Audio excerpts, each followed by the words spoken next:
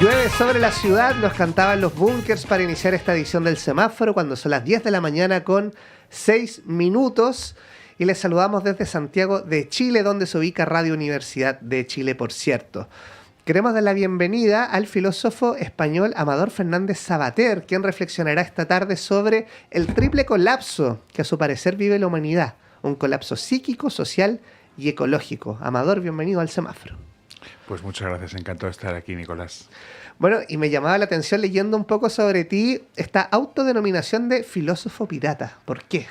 Bueno, era como una figura, digamos, así un poco más, más divertida, digamos, del pensamiento, como alguien que bueno, va agarrando como los piratas de aquí y de allá, digamos, de los grandes galeones del saber, para hacerse, digamos, su pequeño navío que pueda funcionar. Entonces, un poco pensar con las herramientas que hay por ahí, que uno puede agarrar, tomar sin mucho miramiento académico, para poder pensar. Es sobre todo la figura, digamos, de alguien que intenta pensar un poco por fuera de lo académico, ¿no?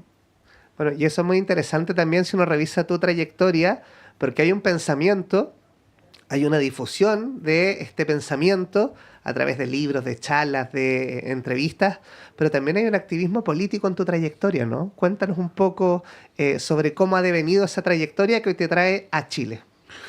Pues sí, la verdad, bueno, la pasión política, pues digamos, nació en mí hace ya un montón de tiempo, digamos, y siempre he estado como mezclado un poco con colectivos, con gentes que desde fuera de la política de los partidos pues ha entendido que lo político es, pues bueno, preguntarnos qué significa vivir juntos, puesto que el ser humano no es cada uno por su lado, un individuo aislado, sino que vivimos juntos en sociedad y estamos afectados en común por cosas.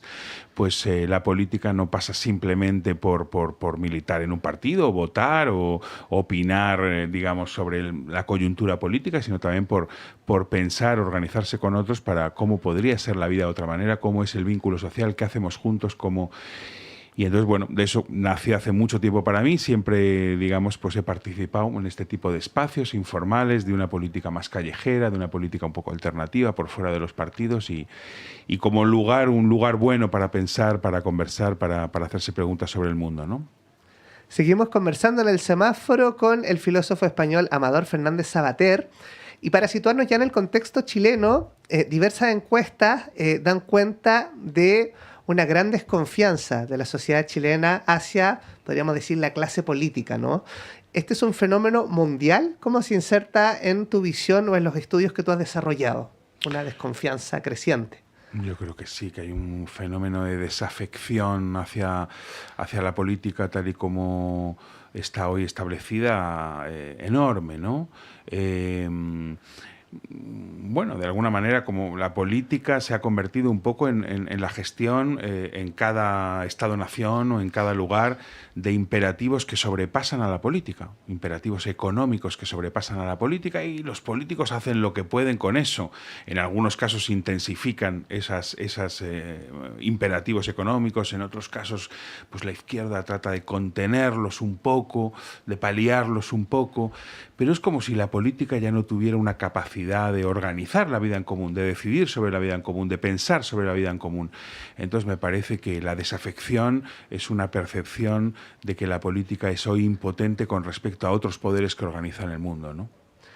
Bueno, y es muy interesante también, quizás estamos viendo un desplazamiento del poder, ¿no? Más estructural, más tradicional, más institucional, hacia, por ejemplo, lo que nos quita gran parte de nuestra atención, ¿no? Los teléfonos, o el móvil, como podrían decir en España. ¿Cómo entra la tecnología y cómo se sitúa en esta nueva redistribución del poder? ¿A qué le estamos prestando atención la mayor parte del tiempo? Pues sí, realmente. Yo creo que digamos, hoy podríamos pensar, sintetizando muchísimo, cosas infinitamente complejas, digamos, pues que el poder es una especie de articulación entre mercado y tecnología. De hecho, hace poco en una conversación con un amigo pensábamos qué política ha cambiado nuestra vida tanto como el teléfono móvil. Y ninguno. ¿no? Es decir, el teléfono móvil ha transformado al ser humano. Su memoria, su relación con los demás, la relación con el trabajo, la relación con su propia imagen, la relación... ¿no? Entonces la política no alcanza eso. Sin embargo, una invención entre el mercado y la tecnología como el teléfono móvil es capaz de producir de alguna manera un nuevo tipo de ser humano. Entonces, bueno, yo creo que el poder hoy, es decir, quien organiza la realidad, quien configura la realidad, quien define lo bueno y lo malo, lo deseable y lo indeseable, es una articulación del mercado y la tecnología. Y la política puede hoy poco con esto. No sé si va por ahí tu pregunta. Sí, bueno, y es muy curioso si uno piensa, por ejemplo, en algunas redes sociales se habla del feed, ¿no? Que es como una especie de nuestro alimento, el feed que uno siempre está actualizando y que es distinto según el algoritmo para distintas personas. Y eso de qué forma nos cambia esta vida en sociedad si es que cada uno está viviendo una realidad personalizada por un algoritmo en cada móvil. ¿Cómo lo ves tú?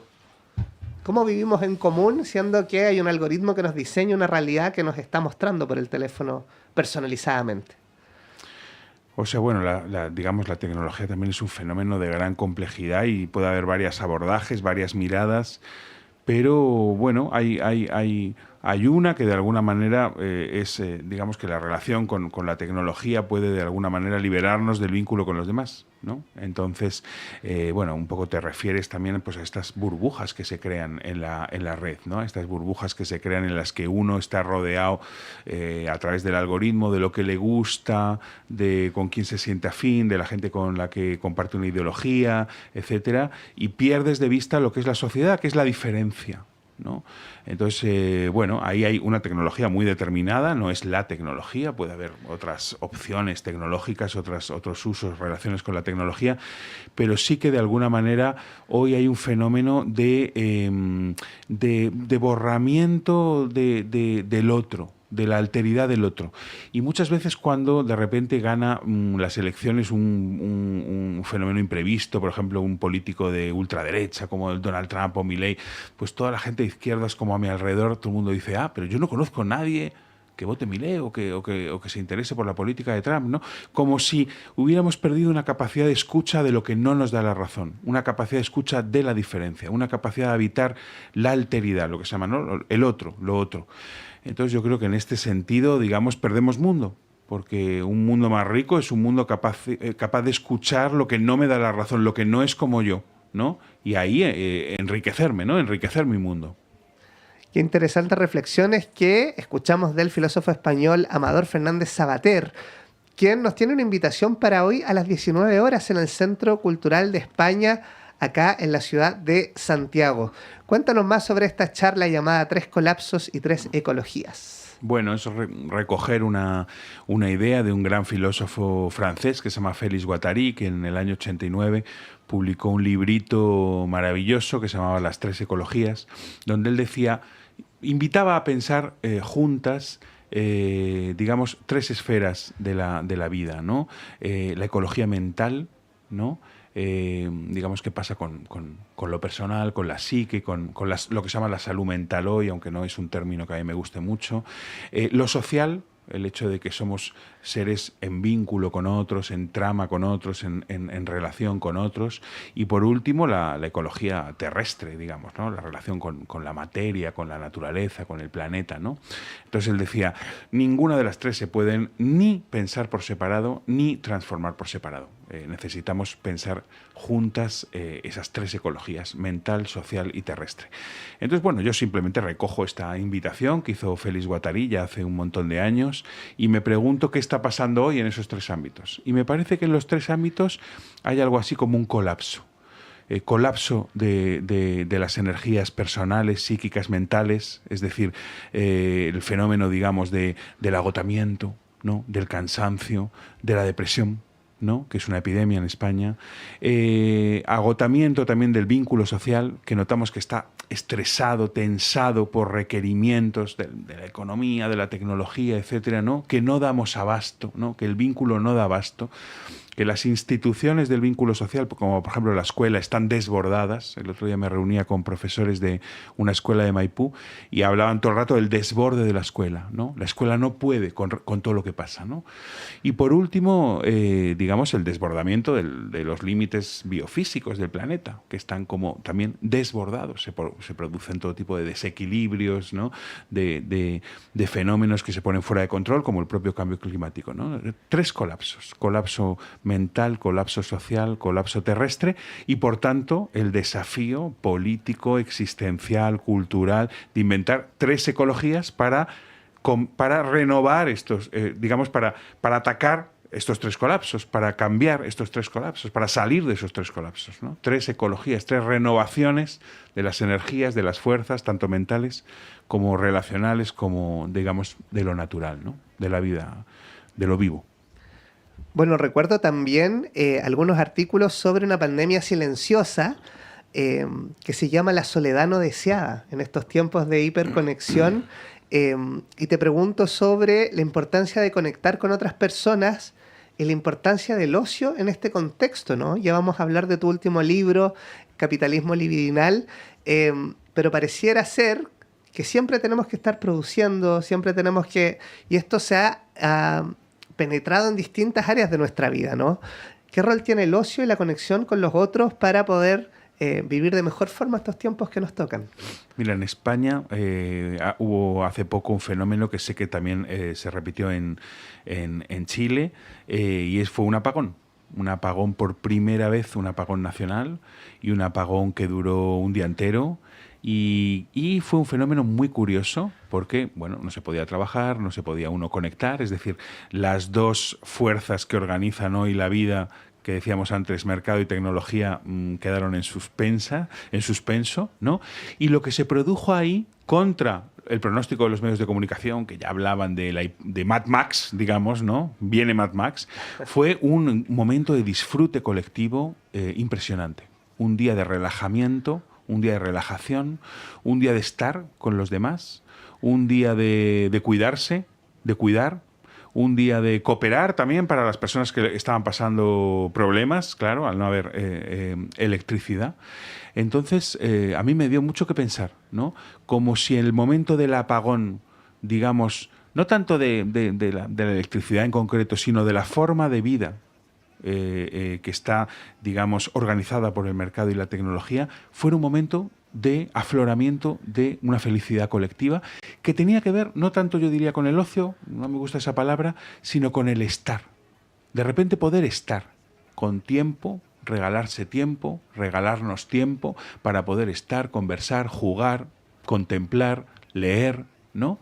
Y la felicidad que acompañó al momento de un puro estar, sin estar tensado por la batalla cotidiana digamos, en la que estamos por la precariedad, por los mandatos de rendimiento que se nos han metido dentro, que nos dicen no pierdas el tiempo, no pierdas el tiempo. Entonces la felicidad yo la vinculo a un momento del estar con la gente que quieres, del estar contigo mismo, del estar en la ciudad, del estar con desconocidos. Me parece que fue un momento hermoso, pero que se debió a un apagón, ¿no? Hay mucho que pensar ahí. Bueno, bien curioso esto del tiempo, en estos tiempos, ¿no? En que todo se puede medir, cuántos likes tiene una publicación, cuán productivo hemos sido, cuántas visualizaciones tuvo tal o cual publicación. Y en este contexto quisiera preguntarte por tu libro, Capitalismo Libidinal, que dice: la vida se ha hecho mercado como si fuese nuestra segunda naturaleza. Nos movemos en Uber, viajamos con Airbnb, ligamos en Tinder, compramos en Globo, nos entretenemos en Netflix, hablamos de nosotros mismos en el lenguaje del capital humano. Cuéntanos sobre esta propuesta y este libro que ya está disponible en librerías chilenas. Pues un poco la idea sería, desde ninguna originalidad, sino un pensamiento, como decíamos antes, pirateado a unos y a otros. Es decir, que bueno, que digamos son cosas que también están en diálogo, escritas en diálogo con otros autores, con otras autoras que están pensando un poco lo mismo. Es la idea de que el capitalismo tiene también, digamos, una dimensión de deseo. Es decir, captura el deseo, configura el deseo. Por tanto, no se le puede solo atacar en el plano, digamos, de lo político, de la comunicación, de las ideas, porque también está, digamos, incorporado en nuestro cuerpo, incorporado, lo hemos hecho cuerpo, ¿no? Entonces, este deseo, digamos, que el capital de alguna manera propaga, impone, contagia, es bueno, lo que podemos llamar un deseo de siempre más. Siempre más productividad, siempre más competitividad, siempre más likes, siempre más visibilidad. La dificultad para estar en lo que hay, para estar sin más, para estar sin acumular, ¿no? Entonces, el capitalismo libidinal es este mandato de siempre más que hemos interiorizado. No hay nadie que tenga que ponernos una pistola en la espalda, digamos, para que estemos en esta acumulación constante que nos hace seres siempre insatisfechos porque no tenemos lo suficiente, siempre insatisfechos porque nunca hay tiempo, siempre persiguiendo algo que nunca llega, una perfección que soñamos pero que nunca llega, ¿no? Entonces, bueno, ¿cómo podemos disputar con este capitalismo que también es libidinal, proponiendo otros modos de deseo, otros modos de felicidad, otros modos de disfrute colectivo, ¿no? Y en ese sentido, ¿qué rol tiene el sistema educativo, ¿no? Hay varios años de enseñanza obligatoria, educación formal superior, ¿no? Universitaria. ¿Cómo están leyendo la estructura sistémica educacional, los fines de formarnos para qué, por ejemplo? O la búsqueda del sentido de las personas. ¿Para qué vamos a vivir? Hace poco he hecho un taller con profes en una escuela de Madrid que ha sido buenísimo, que hemos pensado muchísimo, que se llama Los sentidos de la escuela, ¿no? Es decir, ¿qué sentido tiene la escuela cuando hay máquinas de inteligencia artificial capaces, digamos, de transmitir contenido, información, de una manera hiper eficaz, hiperveloz, hiperaccesible, ¿no? ¿Cuál sería el sentido de la escuela? ¿Qué es lo que la escuela puede, digamos, cuál es su plus con respecto por ejemplo, a la inteligencia artificial, ¿no? Pues qué tipo de aprendizajes, qué tipo de relación con el otro, qué tipo de relación con los textos, qué tipo de relación con el aprendizaje, ligada muchas veces al deseo de aprender con otros, al deseo de aprender en conversación, ¿no? Si la escuela se convierte, como muchas veces se presiona a ello, una máquina expendedora de contenidos, no puede competir hoy con la inteligencia artificial, está obsoleta, ¿no? Entonces, el deseo de aprender que sea, digamos, que se juegue de otra manera, que se juegue con el cuerpo, que se juegue en lo presencial, que se juegue en lo erótico que tiene la relación con lo que leemos, con la palabra, con los textos, con los autores. Uno se enamora de un filósofo que lee, de una filósofa, uno se enamora de palabras, de textos, ¿no? No es ya pura información, no es ya puros datos, hay una relación erótica. Esto es lo que una escuela que quiera sobrevivir, que quiera disputar el deseo al capitalismo libidinal y su propia escuela, tiene que intentar desarrollar. Otro deseo ligado al saber, que haga del saber algo impregnado, digamos, de un eros, ¿no? De una deseabilidad, de una cuestión amorosa. Se juega algo del amor en la escuela, ¿no? Eso es lo que una máquina no puede, digamos, con lo que no puede competir, el afecto hacia un texto. Le da igual la información que te está proponiendo, ¿no? Pero nosotros, sin embargo, aprendemos porque estamos afectados, ¿no? Nos afecta un problema, nos ponemos a pensar, nos afecta la palabra de un autor, nos ponemos a leerle, porque hay algo de nuestro cuerpo que se pone en marcha. El cuerpo es lo que la escuela una escuela que quiera, digamos, sobrevivir, tiene que valorizar, activar con respecto a las escuelas desertizadas de este capitalismo libidinal que quiere hacer de ella puro lugar de transmisión de información aséptica, ¿no? Bueno, hablamos del libro Capitalismo Libidinal. Y a propósito de otro libro, estuvo acá hace algunas semanas una académica de la Universidad Católica, Martina Yopo, y ella nos contaba que Chile tiene la tasa de natalidad más baja de todas las Américas, ¿no? Uh-huh. Entonces, por un lado, hay un capitalismo que está jugando con el deseo, con el eros, con la seducción, por contenidos, por experiencias, por futuros, digamos, pero tenemos esta realidad que, al menos en Chile, es preocupante, ¿no? Que están naciendo menos niños y niñas que nunca. ¿Cómo podemos hacer ese cruce del capitalismo libidinal y una baja sustantiva en la natalidad? Bueno, es un tema, digamos, lo demográfico, la natalidad, es un tema en el que me cuesta, no me atrevo a meterme a fondo, pero sí que podría decir lo siguiente. El capitalismo libidinal, al captar, digamos, el deseo y ponerlo a funcionar en una máquina de productividad infinita, de competitividad infinita, tritura el deseo, ¿no? Quema el deseo. Eso es lo que produce el queme, el burnout. Burnout. ¿Podríamos decir que hay un burnout con respecto al querer tener hijos? No sé. Pero, digamos, el capitalismo libidinal agarra el deseo, lo pone a funcionar en una máquina que está, digamos, mandada por esa idea de siempre más y, por tanto, quema el deseo. Produce finalmente la depresión, el colapso, la desertificación, ¿no? Entonces, no es paradójico que una intensificación productivista del deseo acabe en la propia depresión del deseo, como nos pasa a nosotros mismos.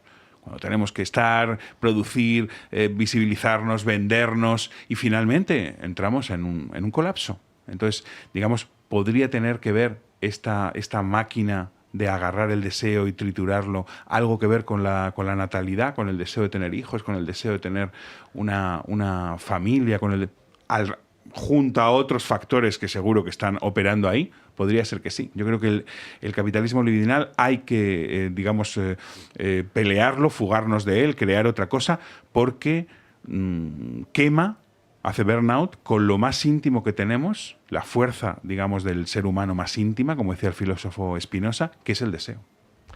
¿Y qué rol tiene la filosofía en este contexto, ¿no? De pensar los tiempos que vivimos? Hemos visto algunos signos, por ejemplo, de la reducción de horas de filosofía en los programas escolares, por ejemplo, en Chile. ¿Qué tan importante es dar el tiempo a la filosofía, ¿no? Hablemosle a alguien que quizás nunca haya leído un libro de filosofía. ¿Por qué habría que entrar en este campo? A ver, yo distingo un poco la filosofía y el pensamiento, digamos. Yo creo que lo importante es animarse a pensar. Es decir, a tratar de hacerte preguntas por ti mismo y de alguna manera inventar algunas respuestas por ti mismo, para ti mismo, ¿no? Y con los demás, en conversación, con los amigos, con los colectivos, con lo político, etcétera, ¿no? Es decir, que no sean otros, medios de comunicación, políticos, tecnologías, algoritmos, los que piensen por nosotros, los que nos dicen las preguntas que nos deben importar y las respuestas que debemos tener a esas preguntas, ¿no? Entonces, digamos, para llevar una vida de verdad, no una vida en la que pasemos por el mundo como estaciones repetidoras de consignas de otros, tenemos que animarnos a pensar, tenemos que arrebatar el pensamiento a todas esas máquinas, digamos, que tratan hoy de pensar por nosotros, ¿no? Entonces, para mí lo importante, digamos, es la aventura del pensamiento, que siempre también se da en conversación, que se da con el otro, porque es el otro el que nos hace llegar a algo que no habíamos pensado nunca, que nos pone en algún aprieto, que nos obliga a pensar, etcétera, ¿no? Y dentro de esa aventura del pensamiento, pues está la filosofía. Está la filosofía que es digamos, la pregunta por el sentido. Y por eso, digamos, es ineliminable y tiene una fuerza eterna la filosofía, porque el ser humano es una criatura de sentido que siempre se va a preguntar por el sentido y ningún Elon Musk, ninguna inteligencia artificial, ningún algoritmo va a cancelar definitivamente la pregunta por el sentido. ¿Qué hacemos aquí vivos? ¿Cuál es el sentido de la vida? ¿Qué significa ser feliz? ¿Qué significa ser buena persona? La pregunta por el sentido va a estar siempre abierta y la filosofía se ocupa de la pregunta por el sentido. Entonces, quien se interese, que agarre algún autor que le resuene en el cuerpo, como decíamos antes, y a partir de un solo autor irás conociendo a todos los demás. No hace falta hacer la carrera de filosofía, no hace falta empezar por los griegos, hace falta enamorarse de un autor y a partir de ese autor, de Nietzsche, de Spinoza, del que a cada uno le guste, le atraiga, conocerás al resto de autores y podrás embarcarte en esta aventura difícil, pero que merece la pena, de inventar los sentidos para tu propia vida, en vez de simplemente repetir los establecidos en la sociedad. Bueno, y en ese sentido recuerdo alguna entrevista a Antonio Escotado, un filósofo, que hablaba de la importancia del móvil, ¿no? Que nunca hubo más conocimiento en la historia de la humanidad que en el móvil. Entonces, claro, hay algunas amenazas de la tecnología, pero también hay enormes posibilidades, ¿no? Leer un libro desde el móvil, escuchar una entrevista, hay distintas plataformas para el conocimiento. Nos tenemos que despedir, Amador Fernández Sabater, pero invita a la gente para esta tarde a las 19 horas. Bueno, pues que quien quiera proseguir un poco esta conversación, y plantearemos algo abierto para poder escuchar voces y para poder seguir pensando juntos y juntas. Pues está esta invitación a las 7 hoy jueves, atravesando las cortinas de lluvia de Santiago en el Centro de Cultura Español, y mañana por la mañana en el Centro La Moneda. También va a haber una charla, una conversación sobre deseo y precisamente inteligencia artificial. Eso es mañana por la mañana en La Moneda. Así que, bueno, pues quien quiera pasarse por ahí, seguir conversando, a mí me encantará encontrarme con esas personas. Muchas gracias por esta conversación. Y recordar, el Centro Cultural de España está en Avenida Providencia 927. Pueden llegar Metro Salvador, caminan un poquito y se encuentran con el Centro Cultural de España. Nosotros nos vamos a una pausa y ya volvemos con el segundo bloque del semáforo.